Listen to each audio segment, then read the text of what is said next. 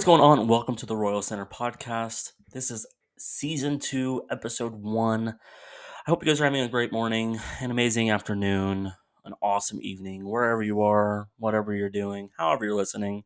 Thank you for tuning in, and let's get started. It has been a while, and I think today we are going to start off with a 2024 season recap. That's the only thing that I can think to do, and there is a lot to cover with it. So starting off, the Royals started the season 0-2 without a playoff spot. We would then earn a playoff spot within the second week of the season and wouldn't lose it until we had a small bad stretch of baseball in mid-July against the Red Sox. We would drop a half game back to the wild card standings for one game. That's it. Just one game. After that, we would then go on and gain a playoff spot on July 19th, and we would not lose a playoff spot again for the rest of the season. Several times there were times where we would tease winning the division. Several times we got close. We were a half game back. We occasionally tied for it. But the biggest time was in August. We would take 3 out of 4 against the division leading Guardians. Winning that third game would finally put us in sole possession of first place of the division. Unfortunately, that wouldn't last too long as we would drop game 4, tying the division with the Guardians. We would then go on to have a 7-game losing streak, which started off kind of like a bad stretch of baseball in general. We headed on to Houston. I actually attended game 1, really where the rest of the season kind of crumbled on us. Even though we didn't lose a playoff spot again, it definitely crumbled on us. We could have won the division, no doubt, but in game 1 against the Astros, Vinny Pasquantino would have a collision, which would pretty much make it where the season was kind of done for. As for what I mean by that is we weren't going to win the division because we just kept playing bad baseball. Um, in the month of September, we had 2 7-game losing streaks. First one was starting off with the Guardians in game 4. We would have a 7-game losing streak. We would finally snap that, but then we would, shortly before the season ended, go on another 7-game losing streak and snap that against the Nationals, sweeping them, which was huge. If we didn't sweep them, there's a big possibility that we could have lost our playoff spot and we may not have gotten it back. But we swept the Nationals. We would then go on to take on the Braves, which was the final series of the season. We would actually lose the first 2 games and win the third. But ironically enough, after losing game 1, we would then go on to clinch our playoff spot for the first time in 9 years. So during the celebration, we got to watch that unfold on TV, which was pretty awesome. I personally was up until about 11:45, almost 12, waiting for the celebration, and it was awesome. During that celebration, one thing that was made apparent to us was, prior. We were kind of told that Vinny Pasquantino would be out for the rest of the season and probably wouldn't make it back to the playoffs. Well, during the celebration, Vinny kind of teased that there was a possibility that he could be back for the playoffs. We didn't know when. We just kind of assumed that he could, if we went deep into the playoffs, make it back. But we were wrong. He would manage to be able to play game 1 of the playoffs. Game 1, we would take on the Baltimore Orioles, which was kind of bittersweet, as we would take on the Baltimore Orioles on the 10-year anniversary of sweeping the Baltimore Orioles in 2014 in the ALCS. And just like we did last time, we would actually sweep the Baltimore Orioles in the AL wild card. AL wild card was interesting. It was kind of scary. We weren't scoring much. We were facing some really good pitchers, but we also had really good pitching ourselves. We would win the first game 1-0, and then we would go on to win the second game 2-1. And one of those RBIs in the second game came from Vinny Pasquantino, which was arguably one of the biggest runs scored, or one of the biggest RBIs of the postseason, possibly. After we swept the Baltimore Orioles, we would go on to take on the New York Yankees in New York. Game 1, against the Yankees was a very good game. It was one of the best games I had ever seen. It's kind of tainted though with how the game ended. Um, MJ Melendez had one of his biggest home runs of his entire life, probably one of the biggest home runs he will ever have. Actually, he would hit a 2-run home run to take the lead in Game One. We would then go on to switch leads 6 times, which was actually a major league record. It was the first time in Major League Baseball history that a lead would change 6 times in an ALDS. I believe ALDS. It may have been in all postseason, but I know for sure it was in all of the ALDS. Um, we lost that game though on a very controversial play. Jazz Chisholm uh, was out at second. And you know what I'm talking about if you're a Royals fan. He was out at second. And everybody thought that. The commentators thought that. Fans thought that. Players thought that on the field. You could just tell that they thought that Jazz was out. Well, umpire on the field called him safe. So the Royals would challenge that. And then um, the review team in New York would then call him safe as well and confirm that he was safe, which he wasn't. We all saw. I mean, I'll show you the replay. I'll include it somewhere in here. He's going. Swing and a miss. Throw is high. And Chisholm steals second. Well, the problem with Chisholm is the slide. Yeah, maybe. He lands a little short and pops up. And does Massey get the tag in on time? Yes, he does. It's at least close enough to check. Hard call for the umpire because Jazz Chisholm looked like he had beat the throw easily. After review, the call on the field stands. The runner is safe. Well, they can feel whatever they want to feel, but it's a wrong call. Jockeying back and forth. Base hit to left. Chisholm can fly. He rounds third and heads for the plate. He would have beaten the throw anyway. It squirts away from Perez, and the Yankees jump back in front, 6-5. Well, a controversial pick to play left field to some was Verdugo for this evening's game. He now has a couple of hits. Challenge, yeah. And this is the replay. It's very bizarre. What are we looking at? The heel gets in there, but the glove is already on? Is that what we're looking at? To me, it looks like the glove hits him there. And up top, it looks like he hasn't hit the base yet. So I thought, and the announcers thought, and everyone thought, they were going to overturn this and say out. This was the shot they showed on the broadcast. I've zoomed in a little more than they did. But you can see that when the glove touches his ankle, there's still daylight between him and the base. I don't think he's touching. The base kind of shifts when the foot connects, and that does it there. You know, later on, there's more ground to cover. You can tell, like if you can't tell there, because the bottom might be touching, it seems that as his foot slides more, that means there was more ground to cover going forward that way. So I thought they were going to call him out for sure, because I thought, yeah. I actually just got back from watching the video, so it's frustrating because the video that I saw looked pretty convincing to me. So I know they said they didn't see anything, but in my opinion, it's one of those things where if that's something that's not going to be overturned, then I don't really know what's clear and convincing, and I'm not really sure the whole point of the system if a call like that is not going to, I saw we tagged up the photos and you could see clear contact and then you could see the daylight between his foot and the base. He was clearly out, and he would go on to score the game-winning run. So be it. That was game one. We lost game one. It sucked, but game two, it was really a game where we wanted to win. We needed to win. We definitely needed to take a win to Kansas City, and we would do that. We would go on to win game two with a home run from Salvador Perez. But honestly, one of the best players of the postseason for the Royals was Garrett Hampson.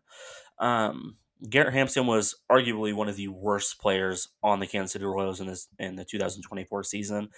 He would go on to go 3 for 3 with 1 run scored and 3 RBIs, and those 3 RBIs that he had in the postseason were absolutely huge. Unfortunately, though, we would go back to Kansas City and drop game 3 and drop game 4. They were close. We never were out of the games, but it was one of them things where we saw throughout the season, if we wouldn't score a run um, through the first inning to the 6th or 7th, we lost that game, and that's kind of how it was there. Um, but even with the season ending, not the way we wanted to, losing the series 3-1 against the Yankees, it was still an incredible season. It was awesome, and a lot of us got to experience the 2014-2015 season. Me personally, I was a kid, so I remember it, but I don't remember. I don't remember. I didn't remember the feeling, but um, having that playoff feeling where your heart is just beating and it feels like in your stomach, and you're so nervous but you're so excited. It was awesome to have that feeling back, and it kind of felt like that throughout the entire season, where to a point there were several games where we were not out of the game no matter what. There was a game against the Mariners where we had scored 11 runs to come back, and we would go on to win that game. It was just an awesome season, though. Um, I can't be more thankful for a season, especially coming off 106 losses in 2023. None of us could be more proud of this team uh, than we are. A little bit of a pause here. I was editing this and I was watching it back to make sure the editing was good and there was no mess ups. And I realized, I talked about the postseason, but I don't think I talked about it enough. And I think that instead of just telling you guys about it, letting you guys watch it or listen to it, each postseason moment would be better. So it's kind of a way to relive how our postseason went, especially the highlights of how it went as well. So. In the hole, base hit, Bobby Witt Jr. drives in the first run of the postseason. Garcia in from third. So fitting that it should be Bobby Witt Jr. An 0 for 3 with a walk yesterday. Ground ball and a base hit. And the Royals jump right out with a 1-0 lead. Pasquantino. Westberg will hit third in this inning. There's a drive to left. Melendez on the run. Back on the warning track, and he makes a backhanded catch. Play the outfield, huh? How about this jump? You talk about an outfielder, Jess, you know all about this. The first step is the most important. Boy, he dropped step and took off full speed. The ball. And watch him just reel this ball in. 2-2 pitch, hit to the shortstop. Witt from the outfield. Grass got him. Wrong man to hit it to. Great work by Serpa. Crowd quiet. A lot of anxiety. Bounding ball up the middle. Backhanded stop by Westberg. Throw to first. Not in time. The pitch. He struck him out. And the Kansas City Royals move on to the division series. The bullpen came in huge in this series. We saw the defense flash in the glove, left field, second base. Fly ball to left center field. Gurriel retreats to tag. Judge makes the catch. Fires to the plate. It's offline. No play. And the Royals take the lead. Gets in position. A drive to right. It sends Soto way back. And he leaps but can't get it. A row or two in. Melendez with the home run. And the Royals with the lead once again.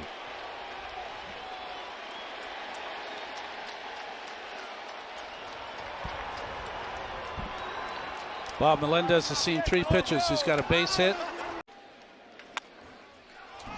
Through the drawn-in infield. 2 runs are going to score. And once again, the lead changes hands. 2-0 pitch. A drive to deep left field. This ball is on its way. This ball is gone. To your point.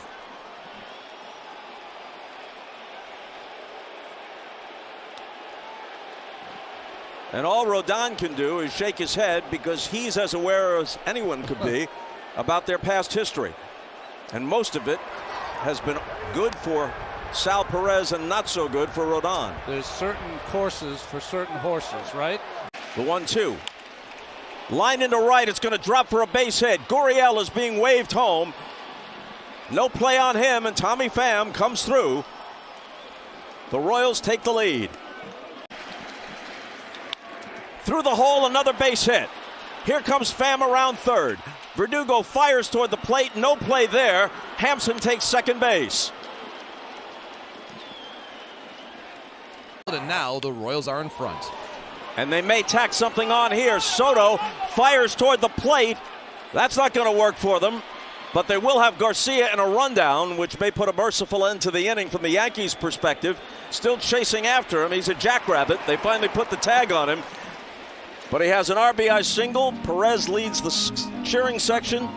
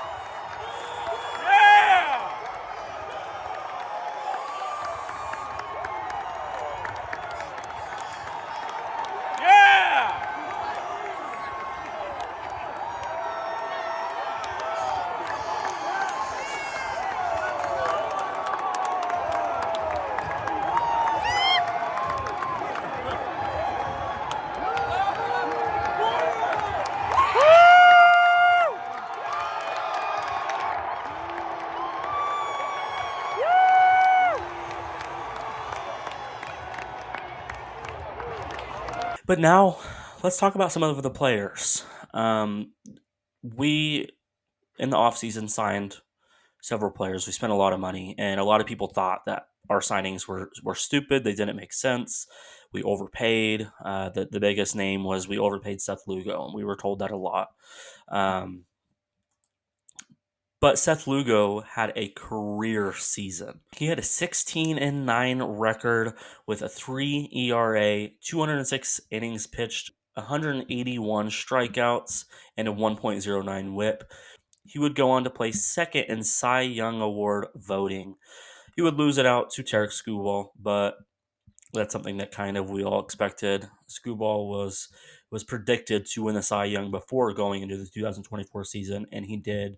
Skubal had a dominant season. But even then, Cole Ragans, we thought that he was going to be the pitcher on the team, and he honestly underperformed from what we thought he was going to perform, but that's not saying a lot at all. He still had an absolutely dominant season. He would place fourth in Cy Young voting. He would go 11-9 with a 3.14 ERA, 186 innings pitched, 223 strikeouts, and a 1.14 whip. While in the postseason, he would go 1-0 in 2 games pitched with a 0.90 ERA, 13 strikeouts, and a 1.10 whip. But that's not the rest of our pitching. Michael Wacha, he was another pitcher that people just thought we were insane for giving as much money as we did. Michael Wacha was incredible. He performed better than expected. He wasn't the best, but he performed way better than expected. He would go 13-8 with a 3.35 ERA, 166 innings pitched, 145 strikeouts, a 1.19 whip. The reason why his innings were down a little bit is because he was out for a little while with a broken ankle. Or a broken foot. I don't remember what exactly it was that broke. It was something in his foot though. But with that being said, we went from considerably one of the worst rotations in the 2023 season to arguably the best rotation in all of baseball in the 2024 season. And that wasn't expected. And we're pretty much taking that into the 2025 season as well. Now let's go ahead and talk about our bats. We had a lot of shining bats. We also had a lot of duds, but we're not going to talk negative. We're going to only talk positive with our bats. Let's start off with Vinny Pasquantino. He would bat .262 with 19 home runs, and the highlights of the team, he would have 97 RBIs.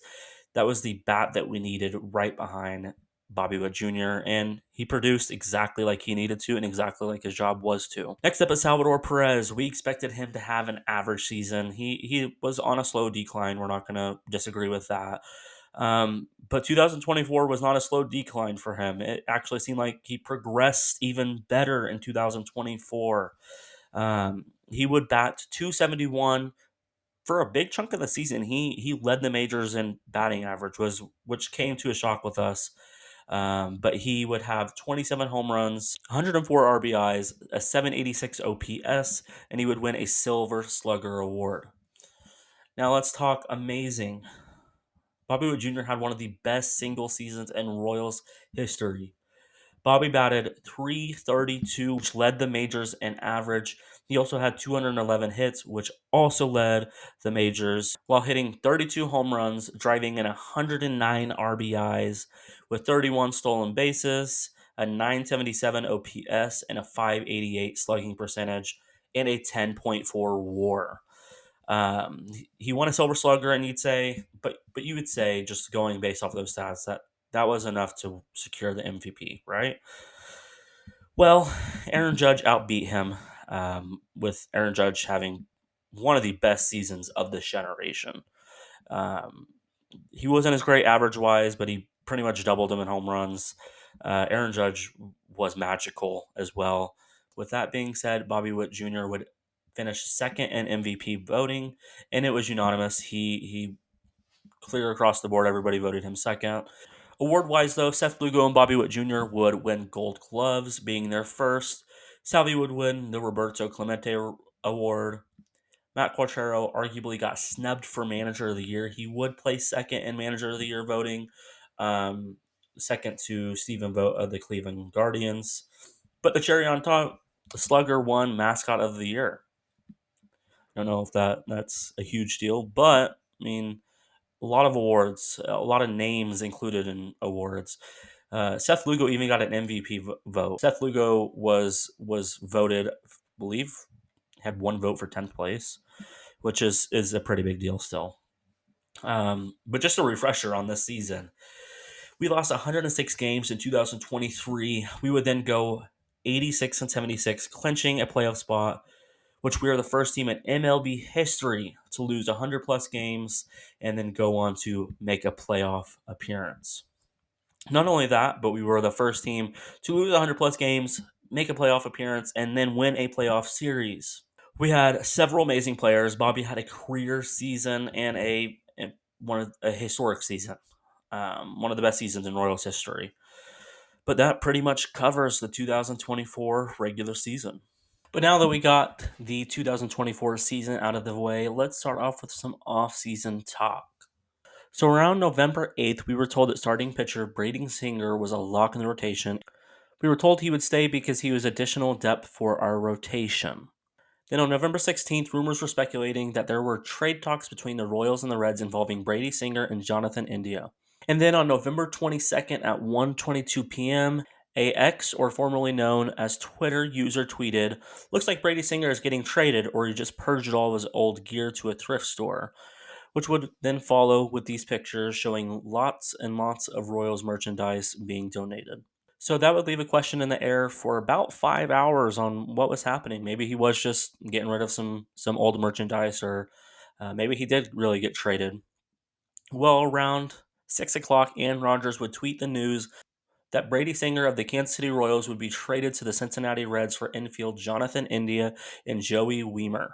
And then it was made official by the Kansas City Royals about 1 minute after the fact. Overall, I pondered how I felt about this trade. I wasn't sure. Yeah, it sucked losing a longtime Royal and Brady Singer. I loved Brady Singer. We've had him since 2018. He was homegrown.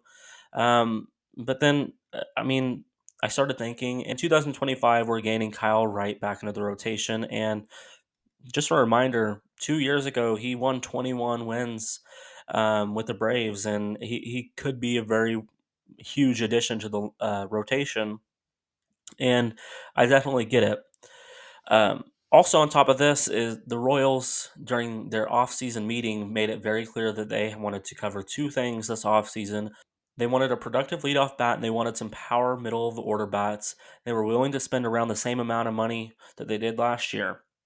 What makes this trade a huge win is the fact that we were able to complete one of those steps and fill the leadoff hole at no cost. Jonathan India, the former Rookie of the Year, has batted a .253 average with 63 home runs, 229 RBIs, a 764 OPS, and a .412 slugging percentage in his career. In 2024, he would bat .248 with 15 home runs, 58 RBIs, with a 749 OPS and a .392 slugging percentage, which wasn't amazing. I'm going to be honest, it wasn't great. It's not numbers that you really like to see in a leadoff bat. Um, but it's definitely going to be a way more consistent bat than what we've had in that leadoff position, and that's essentially what we need in front of Bobby. Also hoping the change of scenery helps Jonathan India overall. Other news that had came out within the past week was the fact that the Royals had checked into a big name outfielder, Juan Soto. Yeah, that's right. Juan Soto is expected to make $600 million this offseason. And while that isn't really a big deal, it's also a huge deal that the Royals checked into him. That means the Royals are willing to check in on any bat possible. Regardless of how much they're expecting to make, they're gonna check in and see if they can maybe throw out an offer and see if they can get anybody to fill the voids that we need. Juan Soto to the Royals is blatantly not happening. It's not possible. We don't have the money to spend on Juan Soto, but we do have several names on the market with power, and a lot of people have predicted that some of these names will be going to the Royals, and a lot of them are huge, good fits for the Royals. Some names that come to mind are Anthony Santander, Jurickson Profar, Teoscar Hernandez, and even Alex Bregman has been thrown in the mix. The Royals have also been circulating around a few names on the trade block, such as Taylor Ward and Alec Bohm. Overall, the Royals being included in so many names this offseason is huge and exciting, and this just proves that the Royals are willing to continue to win. They want to continue to win. They don't want this year to be the last time that we make the playoffs for another 9 years. They want to continue winning. And if we can sign some of these guys or trade for some of these guys, we could be set for the next few years, really. If I had to choose some guys that I would personally go for, Teoscar Hernandez would be on the top of my list. While with a backup of being Anthony Santander, he would be right below Teoscar. Both would be huge acquisitions. Would also love to trade for Alec Bohm, and then definitely trade or sign some bullpen depth because we need that. We don't need it tremendously, but we could spend a few million on bullpen depth. I'd like to see them tweak that lineup out just a little bit more, well, a lot bit more. Pretty much, we need 5 through 9 to be productive, and we have several bats that can be productive from 5 through 9. It's just it was so inconsistent this season. We definitely need a few bats to fill in the gaps. That is going to go ahead and wrap up season 2, episode 1, and I hope you guys enjoyed it. My goal is to try to get this podcast out every week. I'm looking for Wednesday or Thursday, but my other goal is also to try getting the best quality of podcast out possible. So if I feel like my podcast isn't great a certain week, or if this episode isn't great, then I'm going to hold off posting that, and I'm not going to force one out for you guys. That's just not what I would like to do. Thank you guys for tuning in wherever you're at, whatever time it is for you, whatever you're doing. Hope you guys have a good one. Have a happy Thanksgiving, and we will see you next week.